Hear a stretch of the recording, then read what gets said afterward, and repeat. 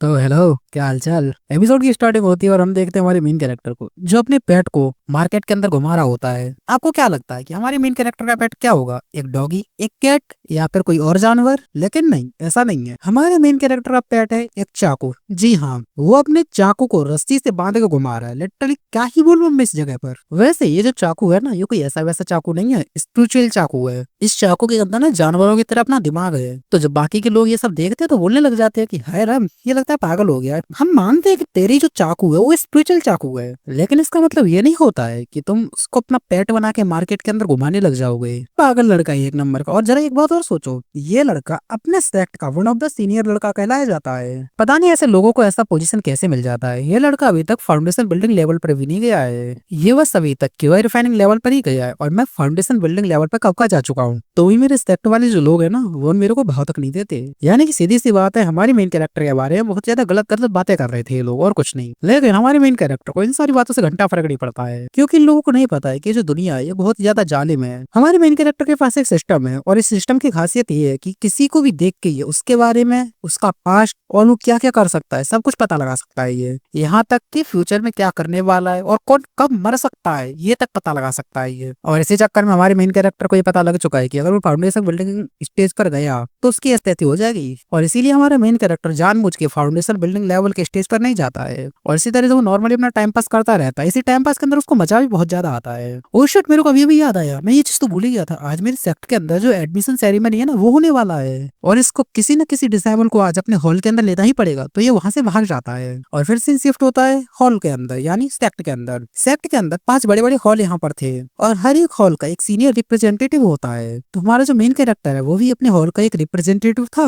वो अभी तक आया नहीं था यहाँ पर। तो ये सब देख के जो एक सीनियर था ना, वो बहुत ज्यादा गुस्सा कर रहा होता है कि साला वो युवान का बच्चा अभी तक यहाँ पे नहीं पहुंचा है। तो जो उसके पीछे हरे वाला वाला खड़ा था बोलने लग जाता है कि अरे अरे, युवान जो है वो थोड़े बिजी आदमी है और थोड़े पागल टाइप के भी आदमी है, वो थोड़ी बहुत देर में यहाँ पर आने वाले होंगे, आप इतना ज्यादा गुस्सा ना करो। तो ये सीनियर था बोलने लग जाता है, यार आज नए नए बच्चे लोग आने वाले हैं और इन नए नए बच्चे लोगों के सामने ही हमारा नाम बदनाम हो गया पहले दिन ही। उतने में हमारा मेन कैरेक्टर यहाँ पर आ जाता है और बोल रहा होता है कि सॉरी सॉरी सीनियर लोग, यहाँ पे आने में मेरे को थोड़ा टाइम लग गया। तो सीनियर बोलता है कि हाँ, क्या क्या बोल रहे थे, आने में लेट हो गया। चलो कोई बात नहीं, याद तो गया ना, चलो जल्दी से डिसेबल चूज करना हम लोग स्टार्ट करते हैं। तो हाँ, हर साल एक छोटा सा इवेंट होता है जिस इवेंट के अंदर बहुत सारे बच्चे लोग आते हैं और फिर वो बच्चे लोग टेस्ट पास करते हैं और टेस्ट पास होने के बाद जो सीनियर लोग हैं वो अपने अपने डिसेबल्स को चूज करते हैं कि कौन उनके सेक्ट का मेंबर बनेगा।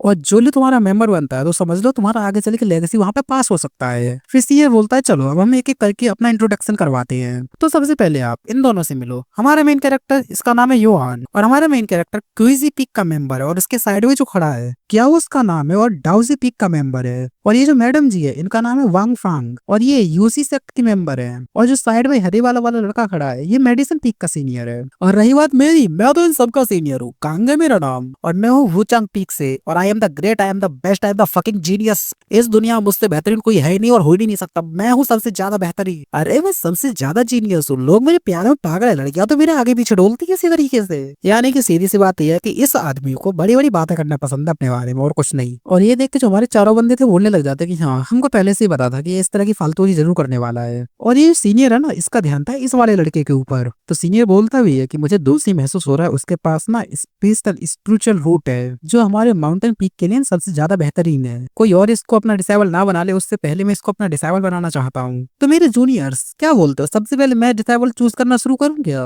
क्योंकि देखो मैं तुम्हारा सीनियर भी हूँ तो फर्स्ट मेरे को ही बनता है ना। तभी जो दूसरा लड़का था ना वो ताना मार देता है कि सीनियर क्यों, तुमको फर्स्ट क्यों जाना है, तुम लेडीज हो क्या? वो कहते हैं ना कि लेडीज फर्स्ट।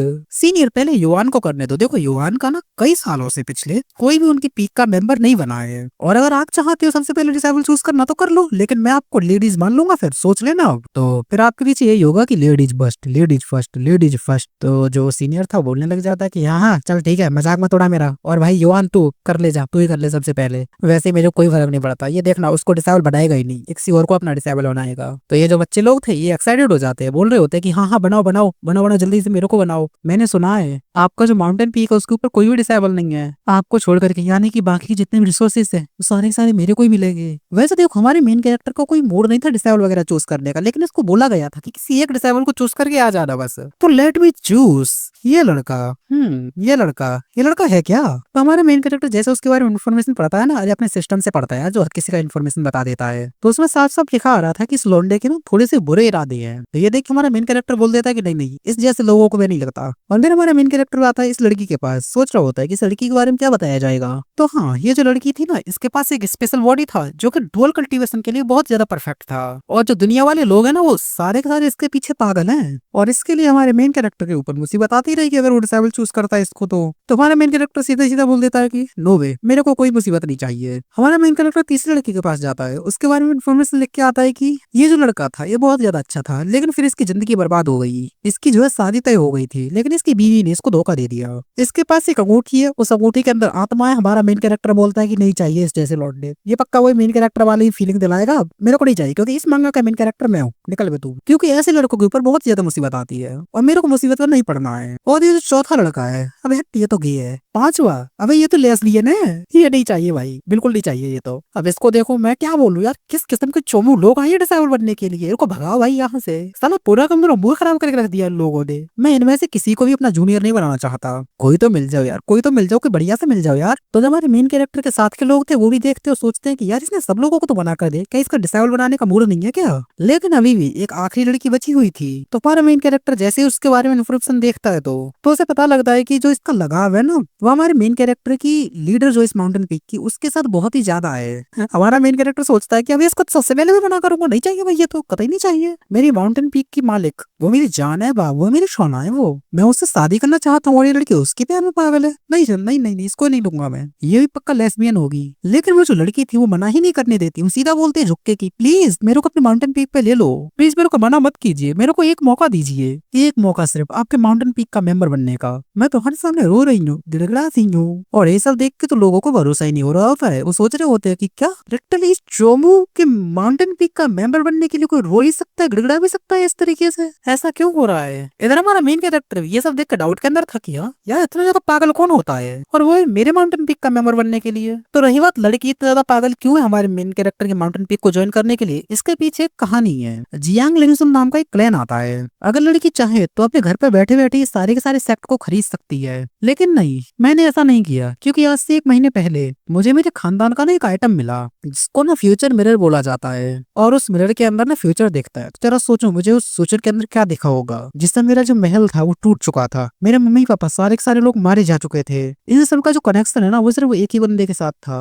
और उस बंदे का जो कनेक्शन है वो इस माउंटेन पीक के लीडर के साथ में है। तो कुछ भी हो जाए, मुझे बस उनके लीडर के साथ में मिलना है, उनके साथ कांटेक्ट करना है, जिससे मैं जो फ्यूचर में बुरी बुरी चीजें होने वाली है ना उनको रोक सकूं। हालांकि वो बात अलग है कि मैं बहुत ज्यादा एटीट्यूड कर लूं, कभी भी किसी के सामने नहीं झुकी, लेकिन आज मेरे को लगता है झुकना पड़ेगा। मैं तुम्हारे सामने रो रही हूँ, तुम्हारे सामने गिड़गिड़ा रही हूँ, मैं तो आज जिंदगी भर तुम्हारी नौकर बन के रहूंगी। तो प्लीज मुझे अपनी पीक का मेंबर बना लो यार, प्लीज प्लीज प्लीज प्लीज। ये सब देख के हमारा मेन कैरेक्टर बोलता है कि अबे यार बस करे, उतना ज्यादा भी मत रो वरना मैं खुद रोने लग जाऊंगा। चल ठीक है बना लिया मैंने तेरे को अपनी सेक्ट का मेंबर, आजा। वो भी बोलती है कि क्या बात है, फाइनली मेरा रोना धोना काम आ गया, बन गई सेक्ट मेंबर, यस। और ये सब देख के जो बाकी के मेंबर्स थे ना मेन कैरेक्टर के साथ में, उनको भरोसा तक नहीं हो रहा था कि क्या ये क्या हुआ अभी, हमारा डिसेबल बनने के लिए तो कोई भी इतना ज्यादा नहीं रोना धोना करेगा। चलो कोई बात नहीं, हम लोग अपना अपना डिसेबल बनाने पे ध्यान देते हैं। तभी हमारा मेन कैरेक्टर बोलता है कि चलो ठीक है, मैंने तो अपना डिसेबल बना लिया, मैं अब यहाँ से जा रहा हूँ, मेरा कोई काम धंधा नहीं है यहाँ पर। तब ये जो लड़का है जो एक मेडिसिन पिल हॉल का मेंबर था, ये बोलता है कि अरे सुनो ना यार, मैं ना एक कमाल का मेडिसिन बनाना चाहता था, उसमें ना मुझे तुम्हारी कुछ हेल्प चाहिए। और ये आवाज सुन के बाकी के जितने भी लोग खड़े थे, किसी को भरोसा ही नहीं होता इस बात पर, क्योंकि सारे के सारे लोग तो हमारे मेन कैरेक्टर को एकदम चोमो समझते हैं, क्योंकि वो क्यूए रिफाइनिंग के लेवल पर है। लेकिन ये जो लड़का ये पहले से ही मेडिसिन पीक का मेंबर है, और ये लिटरली हमारे चोमो मेन कैरेक्टर से मेडिसिन के बारे में पूछ रहा है। पक्का ये दुनिया उल्टी हो चुकी है, ऐसा ही सब लोग समझ रहे होते हैं। तो हमारा मेन कैरेक्टर बोलता है कि अरे अरे कोई बात नहीं, मैं तुमको बाद में मिलकर बता दूंगा इस बारे में, ठीक है। तो हमारा मेन कैरेक्टर बोलता है चलो ठीक है जूनियर आ जाओ मेरे साथ में। तो जूनियर बोलती है कि चलो आ जाओ चलते हैं। तो जैसे हमारा मेन कैरेक्टर यहाँ से जाता है, बाकी सारे सारे लोग क्वेश्चन लगते हैं कि अबे तो पागल हो गया है क्या, तू सीरियसली युआन से पूछ रहा है पिल बनाने के बारे में, जबकि तू खुद एक मेडिसिन हॉल का मेंबर है, वो भी सीनियर मेंबर है। अरे इस चीज के बारे में तो तुझे नॉलेज होना चाहिए ना, लेकिन तू चोमू से क्यों पूछ रहा है इस बारे में। तो ये जो बंदा होता है बोलने लगता है कि अरे अरे उसको चोमू मत बोलो, ये बेशक हरकत चोमू जैसी करता है, दिखने में चोमू है लेकिन रियलिटी में बहुत ज्यादा स्मार्ट है, स्पेशली मेडिसिन को लेकर तो उसको बहुत ज्यादा नॉलेज है। और ये सारी बातें सुन के इन दोनों को तो भरोसा ही नहीं होता भाई इस बात पर। वो सोच रहे होते हैं लेकिन ऐसा हो कैसे सकता है, तो फाउंडेशन बिल्डिंग लेवल पर है, वो क्यों वही रिफाइनिंग के लेवल पर है। तुम दोनों का लेवल भी तो कम है एक दूसरे से, ये भी तो देखो, अगर कैसे वो तेरे से ज्यादा उससे आ रहा है ये तो बता हमको। तो ये लड़का बोल देगा देखो इस सब के बारे में मेरे को नहीं पता, लेकिन हाँ वाकई में उनका मेडिसिन नॉलेज बहुत ही ज्यादा कमाल का है, मेरे से तो बहुत ही ज्यादा अच्छा है उनका। तभी जो सीनियर होता है बोलता है कि चलो कोई बात नहीं, मेरी बारी आ गई डिसेबल बनाने की, तो बेटे तू तू मेरा डिसेबल है आज से। और भाई ये देखो उस लड़के की फटके 64 हो जाती है। वो बोलता है कि क्या मैं मेरे को डरा रहे हो क्या तुम, चलो ठीक है मैं आज से आपका डिसेबल मान लिया। तो हमारा मेन कैरेक्टर डिसेबल बनाने के बाद निकल के अपने माउंटेन पीक के ऊपर आ जाता है। तो लड़की बोलती है कि ओ ये है क्या, अरे हाँ यही फ्यूचर के अंदर मैंने ये बात देखा था माउंटेन पीक को, सेम टू सेम है ये तो। वायदा को सुनो यार, जो हमारी माउंटेन पीक की मास्टर है वो कहाँ पर है। तो हमारा मेन कैरेक्टर बोलता है अरे यार वो तो बड़ी सुंदर है। तो लड़की सोच रही होती है अबे मैंने तो ये पूछा कि वो कहाँ पर है, और ये बोल रहा है कि वो सुंदर है। वाह सच में काफी ज्यादा लड़की आदमी है ये। और फिर लड़की बोलती है कि सुंदरता के अलावा और क्या है। तो हमारा मेन कैरेक्टर बोलता है कि सुंदरता के अलावा उनका फिगर, आय हाय हाय हाय हाय, उनके बड़े बड़े अरमान, ओए होए मजा ही आ गया देख, क्या कमाल के हैं उनके बड़े बड़े, और उनकी बूटी देख के तो आया मेरा दिल ही फिसल जाता है उनके ऊपर। और ये सब सुनने के बाद लड़की बोल रही होती है कि अबे साला किसके तुम का ठरकी आदमी है ये। तो लड़की बोलती है चलो ये सब तो ठीक है, वैसे मुझे उनसे मिलना है, क्या मैं उनसे मिल लूं क्या। तो ये सुन के हमारा मेन कैरेक्टर बोलता है कि नहीं मिल सकती तुम उनसे, वो जो माउंटेन दिख रहा है साइड में उसकी चोटी पे बैठ के वहां पे वो सेकुलेशन में जा चुकी है, कल्टीवेशन करने में लगी पड़ी है धड़ाधड़, और उन्होंने सबको मना कर रखा है कि मेरे से मिलने के लिए कोई नहीं आएगा, मतलब कि कोई भी नहीं आएगा मिलने। और ये सुन के बेचारी लड़की डिमोटिवेट हो जाती है, सोच रही होती है कि यार मैंने इतना मेहनत किया, मैंने इतना ज्यादा अपमान झेला,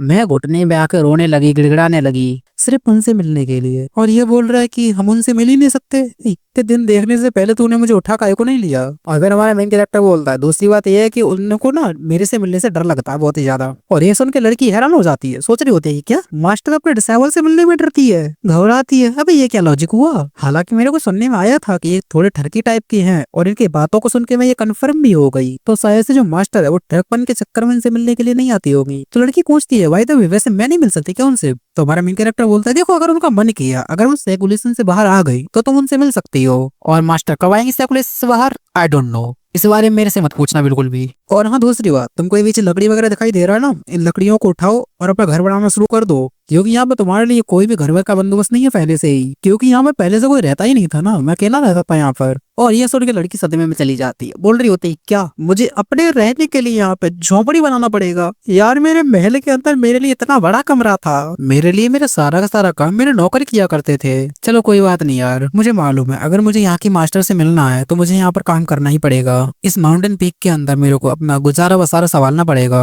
और फिर लड़की काफी ज्यादा मेहनत करने के बाद अपना झोपड़ा यहाँ पे बना लेती है। और फिर लड़की बोलती हुई है कि बना लिया मैंने झोपड़ा, और जो वीडियो को लाइक ना करे वही तभी मैं सीनियर से मिल लेती हूँ। हेलो सीनियर, सीनियर सुनो ना, अगर बात सीनियर तुम कर क्या रहे हो, अरे गेम खेल रहे हो क्या।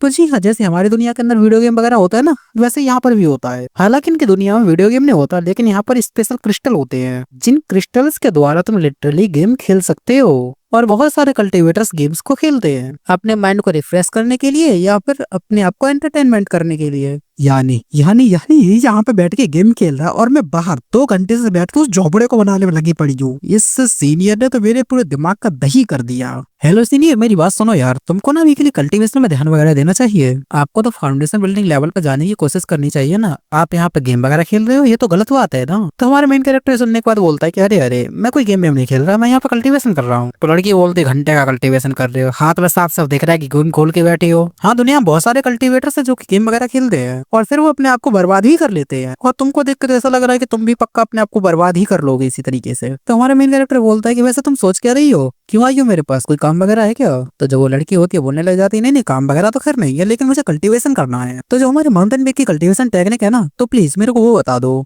तो हमारा मेन कैरेक्टर बोलता है अच्छा हमारे माउंटेन पीक का कल्टीवेशन टेक्निक रहने दो, वो तुम प्रैक्टिस नहीं कर पाओगे, वो प्रैक्टिस नहीं हो सकता। तो लड़की पूछती है क्या प्रैक्टिस नहीं हो सकता, क्यों नहीं हो सकता, क्या हमारी टेक्निक इतनी ज्यादा महान है, इतनी ज्यादा स्पेशल है कि हमको उसको प्रैक्टिस करने में इतना ज्यादा मुश्किल होगा। तो हमारा मेन कैरेक्टर बोलता है ना ना ऐसा कुछ नहीं है, हमारी जो टेक्निक है ना बिल्कुल ही बेकार है, 1 नंबर की, एकदम घटिया सुअर टट्टी है। उसका नाम सुनते मेरे को तो उल्टी आ जाती, कसम से बता दोबारा नाम मन लेना इस टेक्निक का मेरे आ गई। तो लड़की बोल रही होती है सीनियर आप क्या बके जा रहे हो, चुपचाप टेक्निक निकाल के दो ना मेरे को। तो हमारा मेन कैरेक्टर बोलता है अच्छा ठीक है यार ये ले टेक्निक। हमारा मेन कैरेक्टर क्रिस्टल के अंदर टेक्निक देता है मॉडिफाई करके, और ये देख के जो वो लड़की थी बोलने लग जाती है, क्या तुमने कल्टीवेशन टेक्निक मॉडिफाई कर ली? तो हमारा मेन कैरेक्टर बोलता और नहीं तो क्या, बहुत ज्यादा बेकार टेक्निक था ये, बिना मॉडिफाई के तो और भी ज्यादा बेकार लगता। इस टेक्निक को बच्चे बच्चे अगर सीख लेते ना तो और भी ज्यादा नुकसान हो जाता। लड़की मनी मन सोच रही होती है कि क्या इसको पता नहीं है कल्टीवेशन टेक्निक मॉडिफाई करना बहुत ज्यादा मुश्किल होता है। जब तक तुम गोल्डन कोर लेवल पर नहीं जाते तब तक बिल्कुल भी ऐसा नहीं करना चाहिए। सीनियर सुनो, आपने इस बार ये सब कर दिया, बहुत अच्छी बात है,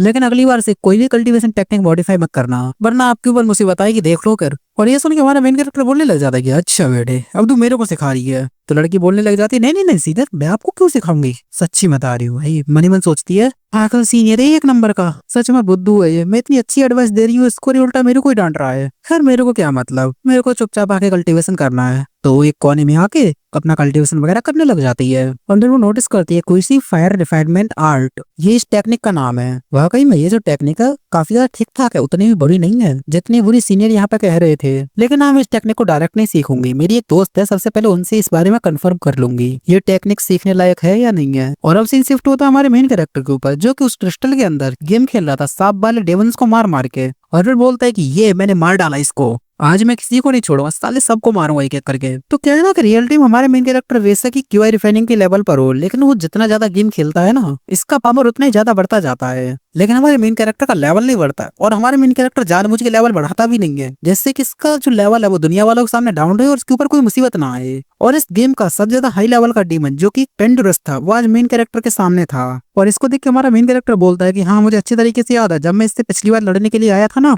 ये साला मैं पिछवाड़े में घुस गया था। सच्ची बता रहा, लिटरली 15 दिन तक वो उठ नहीं पाया था बेड के ऊपर से, बहुत बुरा गुस्सा था ये अंदर तक। लेकिन आज मैं इस पेंट ब्रश की बैंड यहाँ पे बजा दूंगा। ओए पेंट ब्रश, तेरा बाप आज तेरे से लड़ने के लिए आ गया है, आजा लड़ ले लड़ ले लड़ ले मेरे से। तो जो पेंट ब्रश था उसको ये सब देख गुस्सा आ जाता है, वो हमला करके गायब हो जाता है। और ये देख हमारा मेन कैरेक्टर भी सोचता है कि क्या गायब, ये कहाँ चला गया। तो जी हाँ, पेंट ब्रश से पीछे से आता है उसके और पिछवाड़े में घुसने की कोशिश करता है, लेकिन वो बेचारा नहीं घुस पाता। तो हमारा मेन कैरेक्टर बोलता है कि बेटे बेटे आज नहीं घुस पाएगा बेटा, देख सोने की पैंट पहन रखी है मैंने, सोने की पैंट, ये बहुत ज्यादा स्ट्रांग है, तू मेरे पिछवाड़े में नहीं घुस सकता, आज तुझे मार के खत्म करूँ। तो जी हाँ, हमारा मेन कैरेक्टर पूरी की पूरी ब्रश की बैंड बजा देता है और फिर बोलता है कि ओह जीत गया मैं। तभी सिस्टम भी बोलता है कि चलो बधाई हो, तुमने मिशन कंप्लीट कर दिया, तो इसके बदले में आपको हेवनली डार्क फ्रैगमेंट मिलता है और ये जो डिवाइन ब्रश है ये भी मिलता है। तो हमारा मेन कैरेक्टर बोलता है कि हेवनली डार्क फ्रैगमेंट और ये डिवाइन ब्रश, अरे ये तो वही ब्रश है ना जिसको अभी अभी मैंने मार के खत्म किया है, और ये मेरे को ऐसा रिवॉर्ड यहाँ पे मिल गया, बहुत ज्यादा सही है यार ये तो। और ये डिवाइन फ्रैगमेंट में मिल गया, ये भी सही है। लेकिन यार मैं इस ब्रश से करूँ क्या मैं इस गेम के अंदर जो भी लिखूंगा वो सच हो जाएगा? तो इस गेम के अंदर मैं हूँ सबसे टॉप पर, वैसे मेरे को भी नहीं पता इस बारे में कि मैं टॉप पर आया हूँ या नहीं आया हूँ,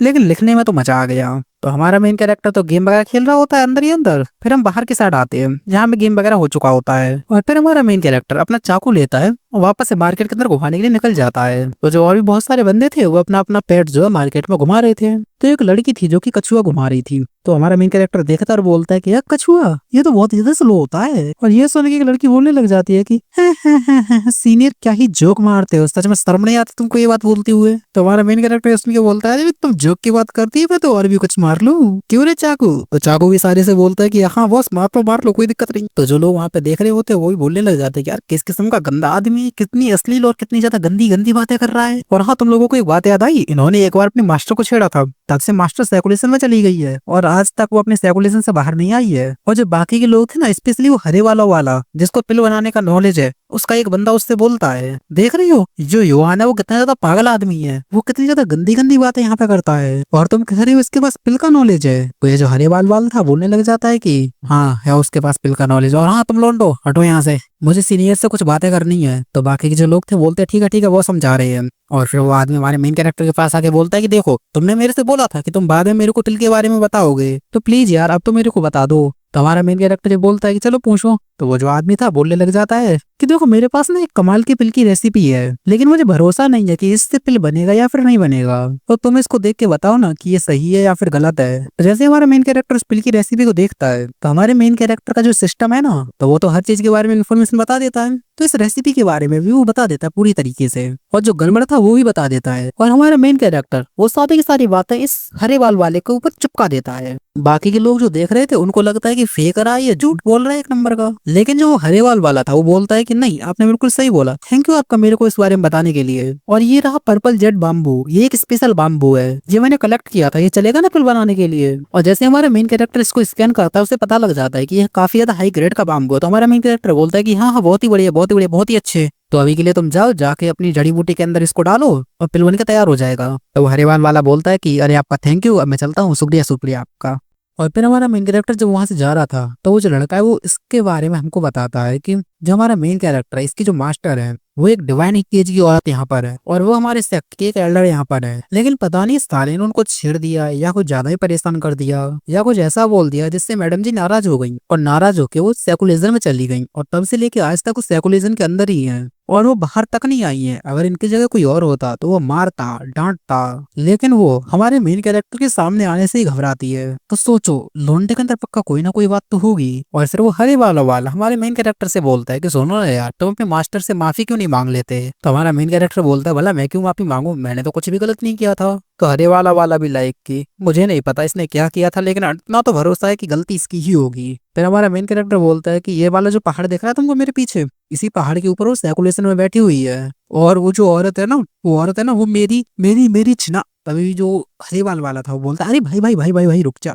बहुत हो रहा है। अपने मास्टर के बारे में इतना सरिया कौन ऐसा बोलता है, मेरे जूनियर चल चल यहाँ से, अगर मैं इसके साथ में रहूंगा तो किसी दिन मैं भी मार खाऊंगा। तो हाँ, फिर वो जो हरेवाल वाला था वहां से निकल जाता है और फिर सीन शिफ्ट होता है। हमारे मेन कैरेक्टर ने इसको इन्फॉर्मेशन बता दिया था कि पिल बनाने के लिए ये चीज चाहिए। तो हरेवाल वाला वैसी वैसी पिल को बनाने के लिए आया था। तो इसका जो टीममेट था वो बोल रहा था कि भाई मत बना, मत कर ट्राई, गड़बड़ हो जाएगा। तो हरेवाल वाला बोलता है कि मुझे उन पे पूरा भरोसा है, उन्होंने जो कहा है मैं वही करूंगा और कुछ भी गड़बड़ नहीं होगा, देखना सब कुछ सही होगा। तो वो लड़का फिर से बोलता है कि देख ले भाई, अगर फेल हो गया ना तो सारा का सारा मटेरियल वेस्ट हो जाएगा। तो ये आदमी बोलता है कि अरे मुझे उन पर पूरा भरोसा है, मैं फेल नहीं होने वाला, 100% ये सही बनेगा। दूसरी तरफ हमारा मेन कैरेक्टर अपने घर पे आता है, अपने चाकू वगैरह को रखता है और बोलता है कि चलो यार मैं थोड़ा सा गेम खेल लेता हूँ। और जैसे हमारा मेन कैरेक्टर गेम खेलने के लिए टोकन उठाता है ना, तो उसे दिखता है कि उसके अंदर एक और मैडम जी ने लॉगिन किया था। और ये देख हमारा मेन कैरेक्टर बोलता है कि वाह यार वो मैडम जी आ गई यार, शायद से मैंने आप लोगों को ये नहीं बताया, मैं इस दुनिया का आदमी नहीं था, मैं पृथ्वी का आदमी था जो इस दुनिया के अंदर आ गया।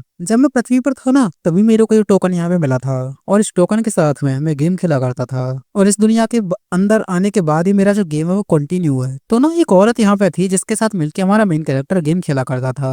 हमारे मेन कैरेक्टर का कोई दोस्त नहीं था, ये पूरी तरह से अकेला था, लेकिन इस औरत के साथ में गेम खेल खेल के इसको बहुत ही ज्यादा मजा आया। इसी तरीके से दिन दिन भर गेम खेलते ये लोग टाइम गुजरता गया और फिर एक दिन वो जो औरत थी वो अचानक से गायब हो गई। मेरे को उस दिन कुछ भी समझ में नहीं आया, मैं कंफ्यूज था कि मैं उसको कांटेक्ट कैसे करूं, उसके बारे में मुझे कुछ भी पता नहीं लगा। मुझे वो मैडम जी फिर कभी नहीं मिली और इसी तरीके से कई महीने गुजर गए, लेकिन आज वो मैडम जी फाइनली मेरे को गेम में ऑनलाइन दिख रही है। चलो जरा उनसे कांटेक्ट करने की कोशिश करता हूँ। तो हेलो मैडम जी, आप वो क्या कहानी में हम लोग आगे बढ़े उससे पहले मैं तुमको एक बात बता देता हूँ जिससे आपको कंफ्यूजन नहीं होगा। देखो हमारा जो मेन कैरेक्टर है वो एक प्लेयर है जिसको गेम खेलना है, जो गेम की तरह वो खेलता है। लेकिन वो जो मैडम जी जिसके बारे में मेन कैरेक्टर हमको बता रहा था, वो जो औरत है वो गेम की कोई प्लेयर नहीं है, वो गेम की एनपीसी है। लेकिन हमारे मेन कैरेक्टर को ऐसा लगता है कि वो ही कोई प्लेयर है जो कि दूर कहीं बैठ के मेन कैरेक्टर की तरह गेम खेल रही है उस कैरेक्टर से। लेकिन नहीं, वो गेम के अंदर की रियल एनसीपी है और वो इस गेम के अंदर रियल में एक महारानी है। तो हमारा सीन शिफ्ट होता उसी महारानी की तरफ। वो बड़ी टेंशन में थी, अरे यार मैं इस जगह की महारानी हूँ और महारानी लोग जो है हम कभी किसी पे भरोसा नहीं कर सकते, कभी कभी तो उसके सबसे वफादार लोग भी गद्दार निकल जाते हैं। और आज से 10 साल पहले मेरे जो पापा थे वो मर गए और जैसे ही मेरी पापा की डेथ हुई उनका जो इनहेरिटेंस था वो मेरे को मिल गया। और तब से लेके आज तक कभी दुश्मन का अटैक हो जाता है, कभी डेविल्स का अटैक हो जाता है, कभी कभी कोई अपना ही गद्दारी कर देता। तब से लेके आज तक ना जाने कितना प्रॉब्लम आया, इतना प्रॉब्लम आया कि मैं तुमको क्या ही बताऊं। मेरी एक हाई लेवल की आंटी है जो मेरी हमेशा हेल्प करती है, अगर वो यहाँ पे नहीं होती ना मेरे साथ में तो मेरी कब की बैंड बज चुकी होती। सच में यार बहुत ज्यादा मुसीबत का टाइम चल रहा है, बड़ी मुसीबत के दिन गुजर रहे हैं मेरे। मैं अभी के लिए फिलहाल में थोड़ा सा नहा लेती हूँ, इस बारे में बाद में सोचूंगी। तो ये आराम से नहा रही थी, उतने में जो हमारे मेन कैरेक्टर ने मैसेज भेजा था ना वो इसके पास में आता है। तो ये भी देखती है, अरे वाह ये टोकन, मुझे नहीं पता है कि ये टोकन कौन सा है, लेकिन ये तो मेरे को कई साल पहले इम्पीरियल तहखाने में पड़ा हुआ मिला था।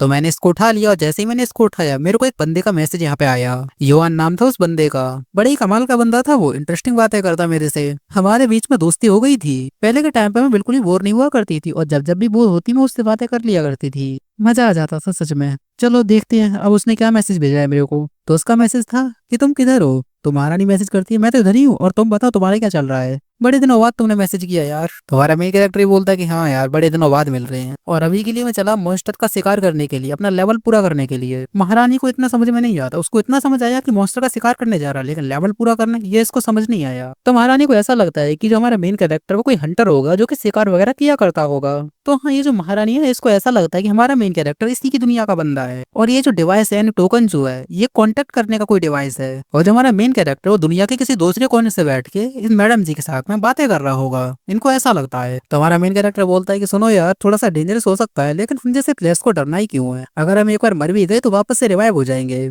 मैडम जी को घंटा को समझ नहीं आता, को सोच रही होती बोल क्या रहा है, लेकिन से दिमाग में आता है ये तो घंटा है ना, तो हंटिंग वंटिंग करने जा रहा होगा। तो मैडम जी ये बोल देती हैं कि मेरे को तुम्हारे साथ में आने का मन था, लेकिन मैं आ नहीं सकती क्योंकि मैं बिजी हूँ। तो हमारा मेन कैरेक्टर बोलता है क्या बिजी, अभी गेम में के अंदर तो गेम खेलने के लिए आते हैं, इसमें तुम क्या बिजी हो गई। लेकिन फिर महारानी पूछती है कि वाई द वे तुम हो कहाँ पर। तो हमारा मेन कैरेक्टर बताता है कि जो फॉरबिडन एरिया है ना, गुआंग फॉरबिडन एरिया, मैं वहीं पर हूँ। देखो हमारे मेन कैरेक्टर के लिए तो ये गेम का फॉरबिडन एरिया उससे कोई फर्क नहीं पड़ता, लेकिन इनकी दुनिया के अंदर ये जो एरिया है ये रियल में एक फॉरबिडन एरिया जो कि बहुत ज्यादा डेंजरस है, जहाँ पर कोई भी नहीं जाता, सब लोग यहाँ पर जाने से डरते हैं। तो महारानी बताती है मैंने इस बारे में कहानी सुनी थी, जो ग्रेट एम्पर लेवल के बंदे हैं ना वो भी वहाँ पर नहीं जाते हैं, और जो भी वहाँ पर जाता है ना वो जिंदा बच के तो कभी वापस नहीं आ पाता।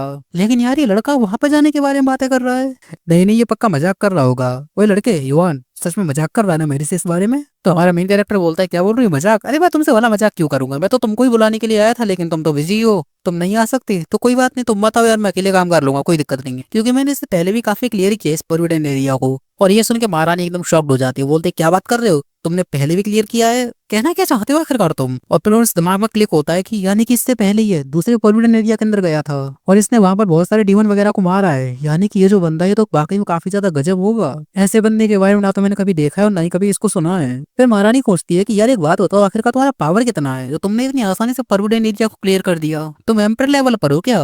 तो हमारा मेन कैरेक्टर बोलता है एम्पर, अभी ये कौन सा लेवल होता है, मैं तो 82 लेवल का हूँ। तो देखो महारानी का जो दुनिया है उसके अंदर लेवल होता है QI refining, golden core, emperor level, God realm, इस तरीके का। लेकिन हमारा मेन कैरेक्टर तो एक प्लेयर है तो उसका लेवल होता है लेवल 1, लेवल 2, लेवल 3, इसी तरह से चलता है, ठीक है। तो हमारा मेन कैरेक्टर 82 लेवल पे था। महारानी को बिल्कुल भी समझ में नहीं आता कि 82 अब एक ये किस तरह का लेवल है यार, ये जो लड़का है ना इसी तरह की अजीब अजीब सी बातें करता है, मेरे को कुछ भी समझ में नहीं आता। 82 लेवल होगा शायद से एम्पर लेवल का ही बराबर। और फिर हमारा मेन कैरेक्टर बोलता है अरे क्या हुआ, आप क्या सोच रही हो, मैं पिछली बार जब उस फॉरबिडन एरिया के अंदर गया था ना तो उसके अंदर जो कमाल का वेपन था ना, ओ ब्रश, साला इतना अश्लील ब्रश है ना, वो हमेशा पिछवाड़े में घुस के अटैक कर देता था मेरे ऊपर। तो लिटरली 2 बार मेरे पिछवाड़े में घुस के अटैक कर दिया था, लेकिन तीसरी बार मैंने उसको पकड़ के फाड़ के रख दिया। और मैडम जी ये सुन के पूरी तरह से चौंक जाती है, क्योंकि इस ब्रश के बारे में मैडम जी ने किताब के अंदर पढ़ा था। ये वाकई में एक डेंजरस ब्रश है जो कि डेंजरस एरिया के अंदर पाया जाता है। वायदा में ब्रश का लेवल कितना है, तो हमारा मेन डायरेक्टर बोलता है ब्रश का लेवल यही होगा कोई 17-18 के आसपास। तो मैडम जी बेचारी सोचम पड़ जाती है, क्या ये है 82 लेवल का और ब्रश है 17-18 लेवल का, बस यार वाकई में ये तो गजब ही है। तो हमारा मेन कैरेक्टर फिर से एक बार पूछता है कि क्या हुआ, आ गई क्या मेरे साथ में। तो महारानी बताती है कि नहीं यार वहाँ पे ना एक लेयर लगा हुआ है, यानी कि प्रोटेक्शन, उसको बिना तोड़े तुम अंदर जा नहीं सकते और उसको तोड़ना नामुमकिन है। हमारे जो बंदे लोग हैं ना उन्होंने कई साल पहले ट्राई मारा था लेकिन वो नहीं टूटा। तो हमारा मेन कैरेक्टर बताता है अरे अरे ऐसे कैसे टूटेगा, उसके लिए एक सीक्रेट है और सीक्रेट का नाम है सीढ़ी। तुम ना अपने साथ में सीढ़ी लेकर के जाना तो तुम उस प्रोटेक्शन वॉल के अंदर ऑटोमेटिक ही घुस जाओगी। अरे सीढ़ी का मतलब लैडर यार जिस पर हम चढ़ते हैं ना ऊपर जाने के लिए, वही। और ये सुन के महारानी फिर से चौंक जाती है कि क्या सीढ़ी, अगर हमारे पास सीढ़ी वो तो हम ऑटोमेटिक ही उस वॉल के अंदर घुस जाएंगे।